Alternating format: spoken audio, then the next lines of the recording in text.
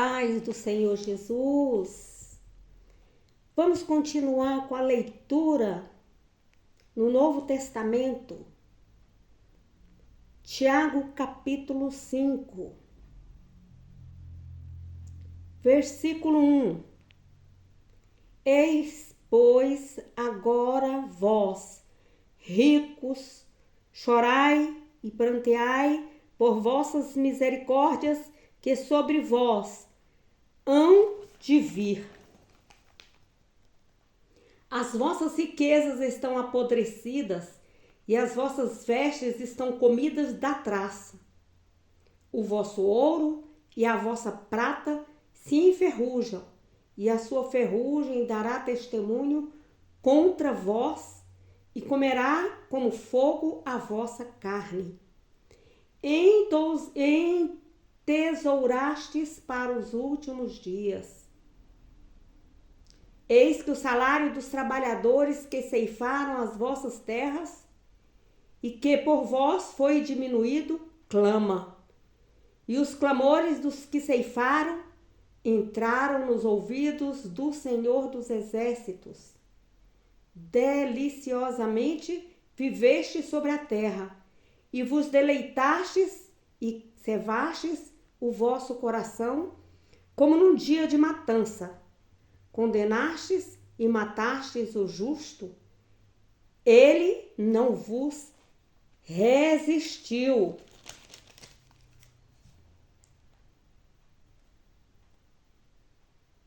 Sede, pois, irmãos, pacientes até a vinda do Senhor. Eis que o lavrador espera o precioso fruto da terra, aguardando-o com paciência, até que receba a chuva temporã e seródia. Sede vós também pacientes, fortalecei o vosso coração, porque já a vida do Senhor está próxima. Irmãos, não vos queixeis uns contra os outros, para que não sejais condenados. Eis que o juiz está à porta. Meus irmãos, tomai por exemplo de aflição e paciência os profetas que falaram em nome do Senhor. Eis que temos por bem-aventurados os que sofreram. Ouvistes qual foi a paciência de Jó e vistes o fim que o Senhor lhe deu, porque o Senhor é muito misericordioso e piedoso. Mas, sobretudo, meus irmãos, não jureis nem pelo céu, nem pela terra, nem façais qualquer outro juramento, mas que a vossa palavra seja sim, sim, e não, não, para que não caiais em condenação. Está alguém entre vós aflito? Ore. Está alguém contente? Cante louvores. Está alguém entre vós doente? Chame os presbíteros da igreja e orem sobre ele, ungindo-o com azeite em nome de Jesus. E a oração da fé salvará o doente, e o Senhor o levantará, e se houver cometido pecados, ser-lhe-ão perdoados. Confessai-vos as vossas culpas uns aos outros e orais uns pelos outros, para que sareis a oração feita por um justo. Pode muito em seus efeitos. Elias era um homem sujeito às mesmas paixões que eu, que você, que nós. E orando pediu que não chovesse, e por 3 anos e 6 meses não choveu sobre a terra. E orou outra vez, e o céu deu chuva, e a terra produziu seu fruto.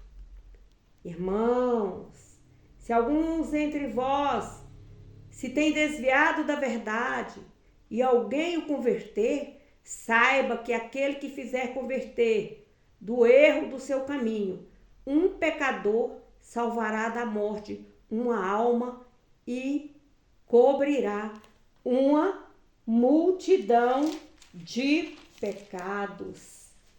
Glória a Deus, aleluia. Aleluia.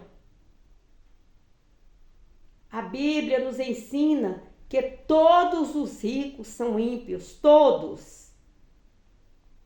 Porque todos pecaram e estão destituídos da glória de Deus. Mesmo assim é eu e você. Agora aqui na situação descrita por Tiago, ele caracteriza muitos ricos atuais. A exceção é o rico que não é dominado pela riqueza. Pelo contrário, usa para promover o evangelho e ajudar os necessitados. Ele não tem o seu coração nas riquezas. Porque a pessoa ser rica não é o problema. O problema é a pessoa ser avarento, fechar a mão, não olhar para os pobres, não olhar para o necessitado, não olhar para quem tem fome, quem tem sede. Aleluia. E ele aqui nos exorta a paciência acerca do juramento, da oração, da conversão dos pecadores. Ele fala para sermos pacientes. A volta de Cristo está próximo. Ele vem como juiz para castigar os ímpios e recompensar os justos e livrá-los das injustiças que sofreram. Então aqui nós vemos a paciência como uma virtude, a virtude do Espírito Santo, de suportar as injustiças, os sofrimentos, as aflições, confiando a nossa vida somente a Deus, tendo fé nele para corrigir todas as coisas na sua vinda. Então devemos pedir a Deus o fruto do Espírito Santo, com esse dom da paciência, que é uma virtude, na verdade. A paciência é uma virtude, que é um dom do fruto do Espírito Santo. Ele cita aí o caso de Jó. Quem te constituiu como juiz sobre o meu povo, sobre as minhas ovelhas? Ele fala que o juiz está à porta. O motivo da nossa paciência é a perseverança na fé e a vinda iminente do Senhor Jesus. Ele está à porta. É possível que essa porta não se abra até amanhã, ou até na próxima semana, ou no próximo ano, mas a porta ela se abre a qualquer momento, porque o efatá de Deus está na sua vida. Ele diz: abre-te. E o efatá de Deus é para hoje, para a sua vida, para a minha vida. Na vida da saúde, na vida sentimental, na vida financeira, nos negócios, na empresa.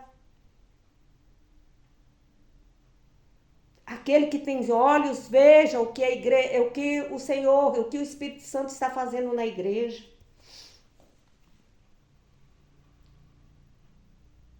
A paciência de Jó, a palavra traduzida por paciência, em grego, upomone, seria melhor interpretada por perseverança, por resistência. É perseverar em meio a todas as provações, sem perder a fé em Deus. Essa paciência brota de uma fé que triunfa até o fim. Aleluia! Até o fim do cativeiro, até o fim do sofrimento. O fim das provações que o Senhor enviou a Jó revela que em todas as suas aflições, Deus cuidava dele e o sustentava na sua misericórdia. Tiago faz-nos saber que Deus tem misericórdia de todo o seu povo e que nos sofrimentos ele nos sustentará com amor e misericórdia. E ele nos dá uma chave da vitória. Está alguém entre vós aflito? Então, quando você estiver aflito, quando você estiver enfrentando pobreza, aflição, angústia, então a palavra do Senhor, que é viva e eficaz, as Escrituras, lhe convida a buscar força em Deus mediante a oração. Devemos nos aproximar de Jesus, o nosso mediador. Ele que nos representa diante de Deus e intercede por mim, por você, com gemidos inexprimíveis. E Ele nos dá a misericórdia e a graça para nos ajudar em tempos de necessidade. Aleluia! Devemos levar a sério a palavra de Deus. Tem muita gente brincando de evangelho. Cuidado com a palavra que sai da sua boca.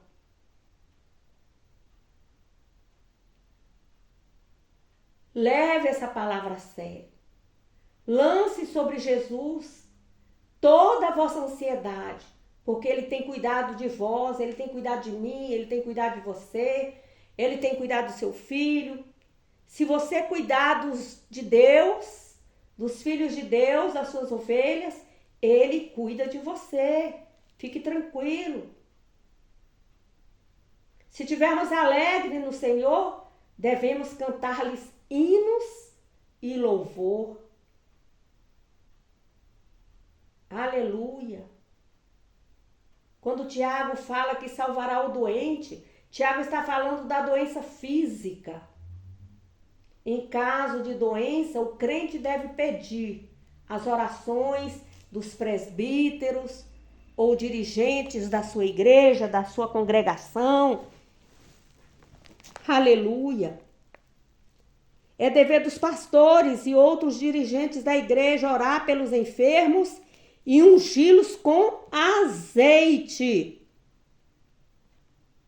O azeite na antiguidade e nos dias atuais continua sendo azeite, é feito da oliveira. Ele é espremido. É o óleo consagrado, azeite mesmo. O azeite é o símbolo do Espírito Santo e seu poder sanador, curador. A unção com azeite estimula a fé do doente. Vá lá em Marcos, capítulo 6, versículo 13, tem esse entendimento. O problema é que usamos orgulho nos nossos corações e agora queremos fazer de qualquer jeito e Deus não está se tratando disso, não. Azeite é azeite, azeite de oliva, feito da oliveira verdadeira, para despertar a fé no enfermo. O que Tiago enfatiza com mais importância é a oração. A oração eficaz deve ser proferida com fé para que haja cura dos enfermos. O Senhor concederá fé conforme a sua vontade, não é a minha.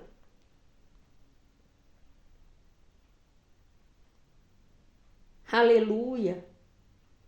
Mas nem sempre as pessoas são curadas como nós esperamos. Todavia, o dever da igreja é continuar buscando o poder divino, sanador, por compaixão para com os enfermos e visando a glória de Cristo. Aleluia. Glória a Deus. Eu vou falar uma coisa aqui para você. Uma certa feita eu fui olhar pelos olhos de um homem e eu orei e ali eu coloquei o óleo. E veio uma outra pessoa e tomou logo em seguida a frente e colocou o dedo nos olhos daquela pessoa. Então, no impulso, A pessoa quis dizer, você não tem poder, quem tem poder sou eu, mas quem é você? Se Deus quer operar através da minha vida, Deus vai operar através da minha vida. E eu fiquei triste porque aquele senhor, ele não precisava fazer cirurgia. E o Senhor já havia curado ele. Um senhor católico, muito devoto de Maria. Mas aí a irmã foi, tomou a frente e desfez aquilo que Deus tinha feito. Precisamos ser sábios ao orar pelas pessoas. Quem faz é Deus. E de forma que aquele irmão, aleluia, passou por uma luta, foi para um hospital fazer cirurgia, sendo que ele já estava curado. E depois ele se voltou, muitos dias depois, ele me abraçou e falou, irmã, eu operei sem necessidade. Obrigado, irmã, quando a senhora orou e eu fui curado. Não precisava fazer cirurgia. Então, muitos irmãos, eles não estão na posição. Às vezes, se torna uma pedra.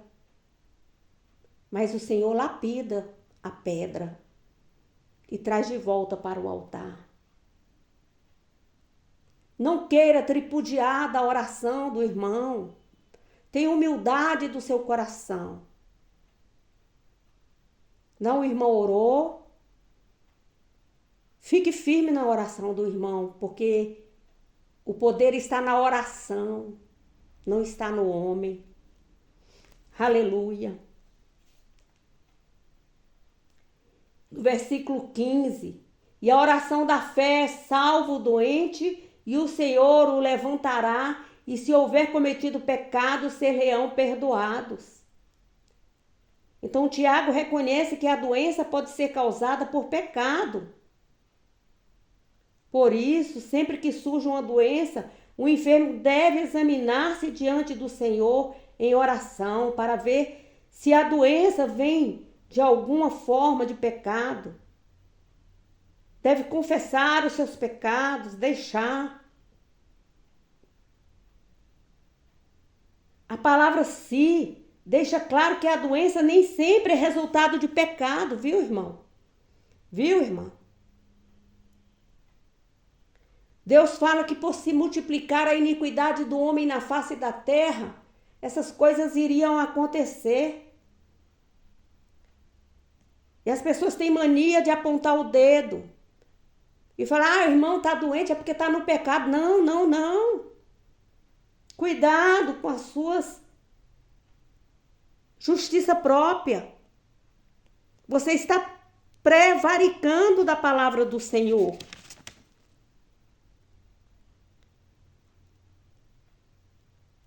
Então, o que é prevaricar?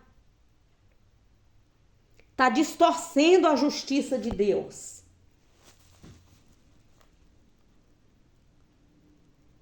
Versículo 16, confessai e orai para que sareis. Então, aqui nos mostra que a razão, porque nem sempre a cura divina entre os crentes, entre os cristãos,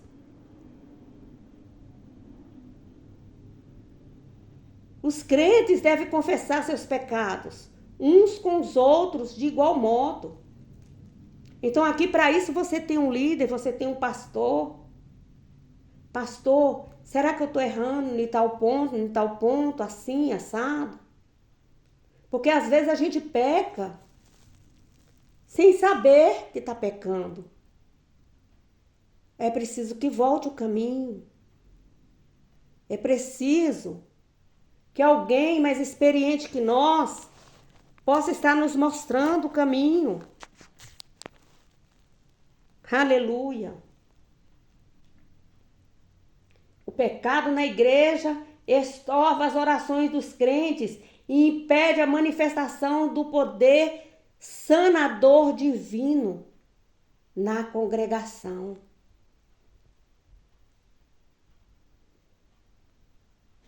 Aleluia.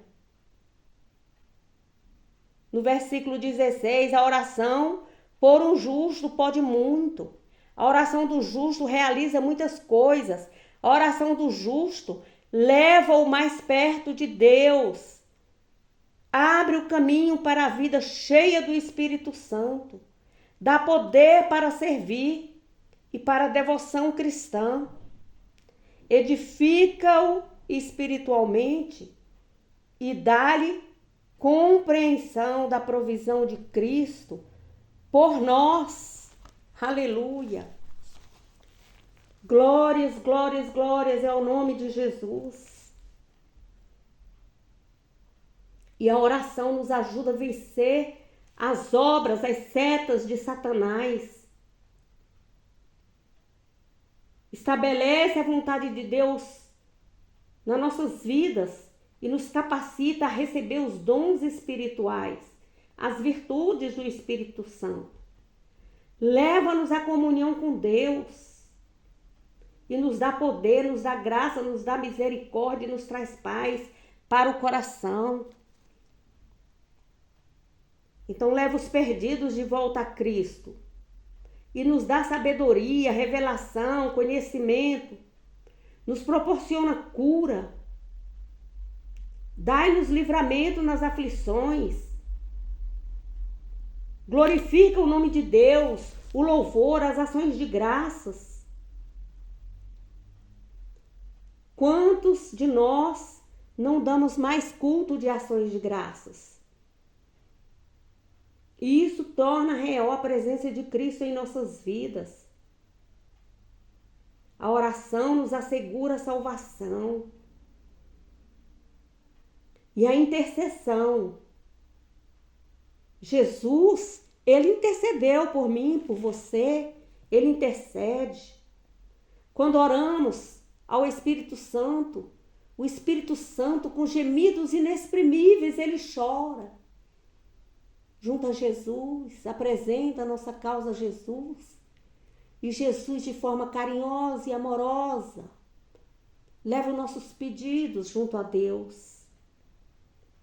Mas para isso precisamos nos quebrantar e conhecer o que é uma oração eficaz. A oração eficaz é aquela que eu me aquebranto nos braços do Senhor, no altar do Senhor, e diga assim: Senhor, eu sou imperfeita. Senhor, eis-me aqui. Senhor, purifica o meu coração, purifica a minha mente. Essa é a oração perfeita.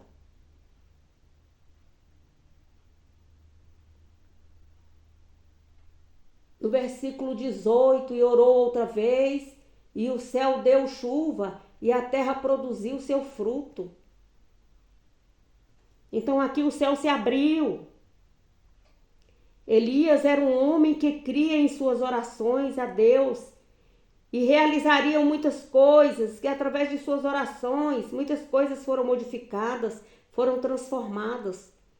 Inclusive a intervenção divina no curso da natureza. A nossa oração, ela modifica a natureza, faz o vento soprar. Uma certa feita eu estava dirigindo daqui para Brasília, de Goiânia para Brasília.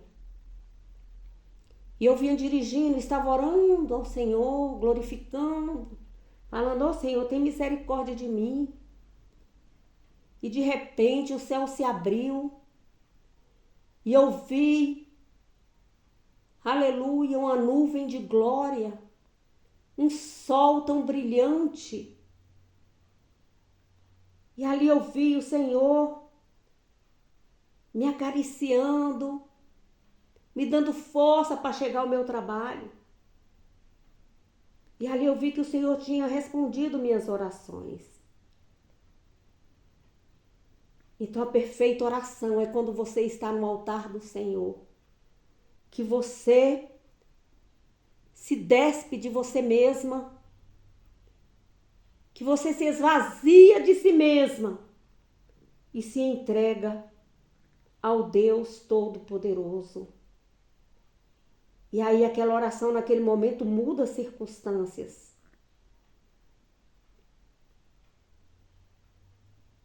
Aleluia. Devemos perseverar para ter o cuidado, para não aceitar as ações contrárias, ensinos que estraguem nossa fé quanto ao poder da oração, levando Deus a intervir em nossas vidas. Um desses falsos ensinos é o conceito da fatalidade. A noção pagã afirmando que tudo que fazemos e tudo que nos acontece é fixado imutavelmente de antemão, muito antes de sua ocorrência. A crença na fatalidade é contrária às Escrituras e leva a pessoa a crer que tanto o bem quanto o mal são absolutamente predeterminados, inevitáveis, e que de nada adianta a fervorosa oração da fé pelo justo. É a oração da fé que levanta o caído, o oprimido. É a oração da fé que o Senhor diz que mesmo que tenha uma fé do tamanho de um grão de mostarda, se disser para esse monte, sai daqui, vai para colar, isso acontece. Então, o que é esse monte, meu irmão? Esse monte é o problema. É a morte financeira, é a morte sentimental, é a morte, a separação entre a família, é os problemas, as mazelas conjugais. Tem que falar pelo nome, com fé. As Escrituras ensinam que Deus lida com seus filhos, não através do determinismo, absolutismo, mas pela providência divina mediante a qual Ele comunga com os justos e responde suas orações.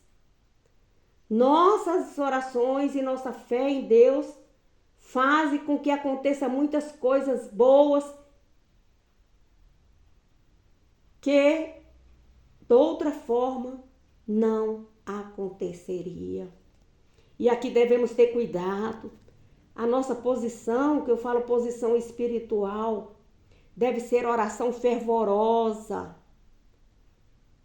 Não é aquela oração que você chega, ajoelha e fica ali no automático, não. Você tem que orar e orar e orar e orar mais outra vez e outra vez e outra vez, até que o céu se abra e o Senhor derrame a sua glória sobre você. Compreende?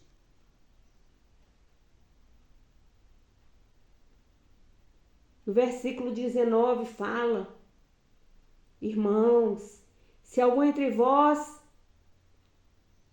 se tem desviado da verdade e alguém o converter, saiba que aquele que fizer converter do erro do seu caminho, um pecador salvará da morte uma alma e cobrirá uma multidão de pecados.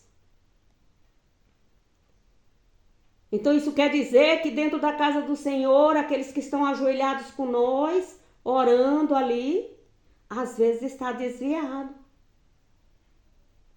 Então que devemos ter o máximo esforço para trazer de volta a fé nessa pessoa.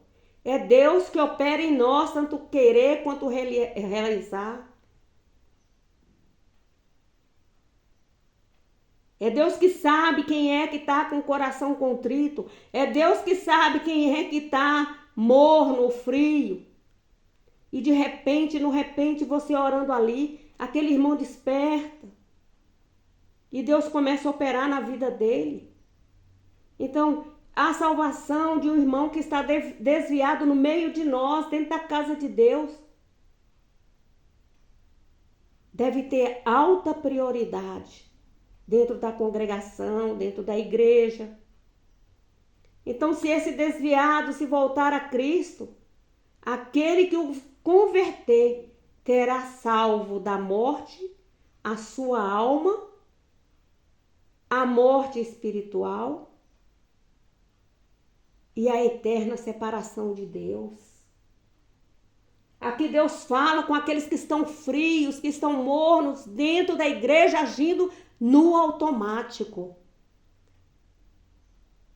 E sem contar aquele que você ora e que ele volta para a casa do Pai, aquele que saiu dos caminhos do Senhor.